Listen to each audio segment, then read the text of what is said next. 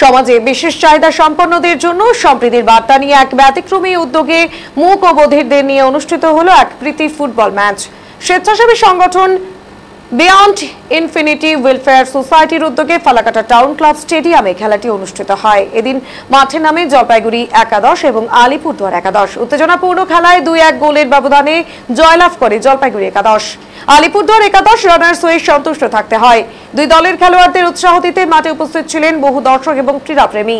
সংগঠনের পক্ষ থেকে জানানো হয়েছে, সমাজে বিশেষ চাহিদা সম্পন্ন ব্যক্তিদের মূল স্রোতে আনার উদ্দেশ্যে এই ধরনের আয়োজন। আগামী দিনেও এমন আরো উদ্যোগ নেওয়া হবে বলে আশ্বাস দিয়েছেন উদ্যোক্তারা।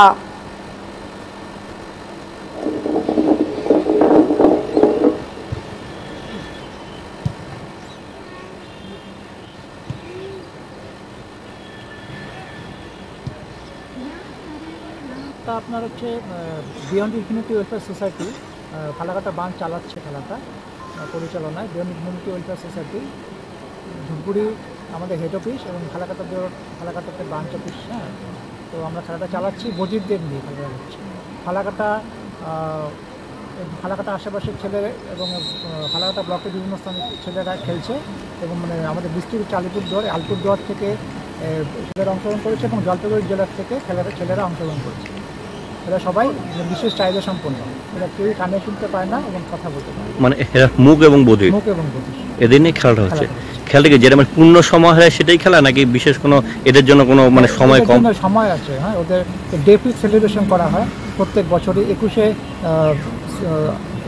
মানে আপনার হচ্ছে সেপ্টেম্বর মাসের 2nd উইক থেকে। তো আমরা আজকে সেই খেলাটা চালাচ্ছি। প্রত্যেক বছরই আমরা খেলাটা চালাই। গত বছর আমরা জলপাইগুড়িতে চালিয়েছিলাম এই খেলাটা।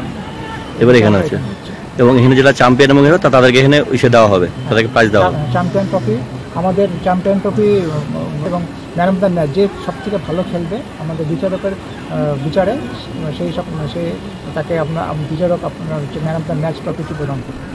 আপনার নাম আর পদটা? হ্যাঁ, আমার নাম হচ্ছে জয়প্রকাশ শাহ, আমি বিয়ন্ড ইনফিনিটি ওয়েলফেয়ার সোসাইটির আপনার সম্পাদক। এটা একটা তো মানে স্বেচ্ছাসেবী সংগঠন।